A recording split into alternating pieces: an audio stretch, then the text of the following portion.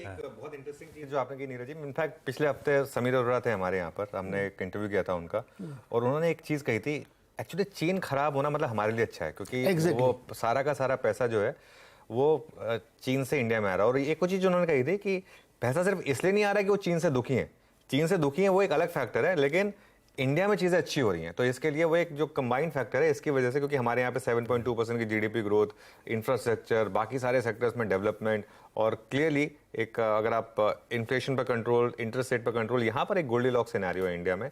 इसके लिए इतना पैसा जो एक मैड रश की तरह से इंडिया में आ रहा है, और यही एक फैक्टर है कि इंडियन मार्केट गिरता नहीं है, जरा से भी डिक्लाइन आती है कोई ना कोई आके खरीद लेता है यहाँ पर लोअर लेवल पर। ये भाई ग्लोब की कहानी, इंटरनल्स वीक हैं, पर जब US actually stock market weak था तो भी हम अपनी चाल चले जा रहे हैं। हम थोड़ा सा इस समय एकदम वो अभी भी चलेंगे, जो मैं सुबह ही कह रहा था कि अभी देखिए अपने रिजल्ट में मेरे को ऐसा लगता है कंजम्पशन वाले स्टॉक्स यानी एफएमसीजी, रिटेल वाले, इन सब के रिजल्ट थोड़े वीक आने की संभावना, लेकिन capital good, infrastructure, cement, metals, इन सब में इंडिया बहुत तेजी रहेगी।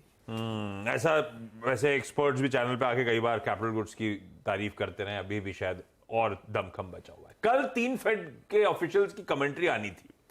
मिस्टर साहब बोले इन्फ्लेशन नंबर 1 प्रॉब्लम है अभी भी यूएस की अर्थव्यवस्था की। डेली साहब बोले, अब इसमें साहब भी हो सकते हैं, मैडम भी हो सकती हैं, आप देख लेना कौन है। डेली अब ये मुझे नहीं पता है। डेली जी बोले कि फेड को लाइकली रेट्स कुछ और टाइम्स और बढ़ाना पड़ेगा इन्फ्लेशन को काबू करने के लिए। बार जी बोली, ये तो माइकल बार है, बोली तो मतलब फिर तो बार नहीं, बार माइकल ने पता, बार जी बोली, बार बोले कि कुछ और काम करना भी बचा है अर्थव्यवस्था को सुधारने के लिए। तो ये कमेंट्रीज, लेकिन इससे कोई बॉन्ड में फर्क नहीं पड़ा, उल्टा डॉलर इंडेक्स कूल ऑफ हो गया। तब आपकी सेकंड प्लेट लेकर आइएगा, डॉलर इंडेक्स बढ़िया सा कूल ऑफ होता हुआ। एक चीज और, गोल्डमैन सैक्स की एक रिपोर्ट आई है, वो कहती है इंडिया यूएस को ओवरटेक कर लेगा, दुनिया की दूसरी सबसे बड़ी इकॉनमी बनेगा 2075 में। दूर नहीं है भाई साहब, हम में से कुछ लोग शायद अपनी लाइफ स्पैन में देख लेंगे, कुछ नहीं देख पाएंगे, लेकिन बहुत बड़ी चीज है भाई। मनीष मुखर्जी ने कहा था कि और इस सेंचुरी में ये तो क्या सबको पता है कि India will become second, China number 1, India number 2।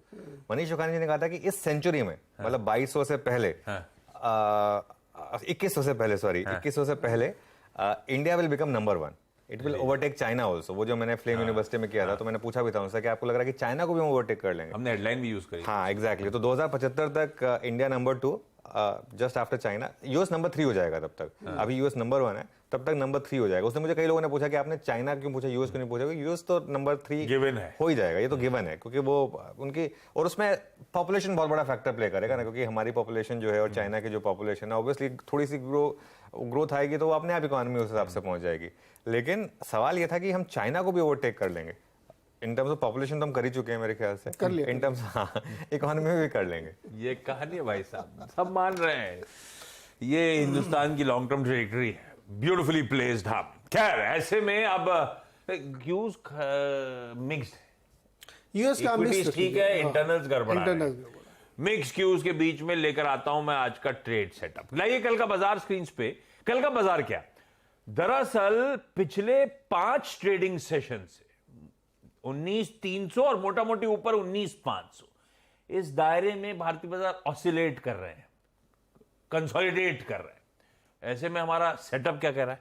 Setup भी मिक्स्ड है, जैसे ग्लोबल क्यूज मिक्स्ड है, ऐसे सेटअप मिक्स्ड है। कल एक चीज अच्छी हुई, डीआईएस और एफआईएस दोनों ने बाय किया, लेकिन बहुत ज्यादा बाय नहीं किया। 288 करोड़ डीआईएस ने खरीदे, 588 करोड़ एफआईआईस ने खरीदे, और थोड़ा सा इसमें एक थोड़ा नेगेटिविटी का तड़का आ गया। वो अच्छी चीज है कि स्टॉक फ्यूचर्स में सेलिंग हो गई। एफआईआईस ने इंडेक्स फ्यूचर्स में 321 करोड़ बाय किए, लेकिन स्टॉक फ्यूचर्स में 1025 करोड़ इन्होंने सेल कर दिए।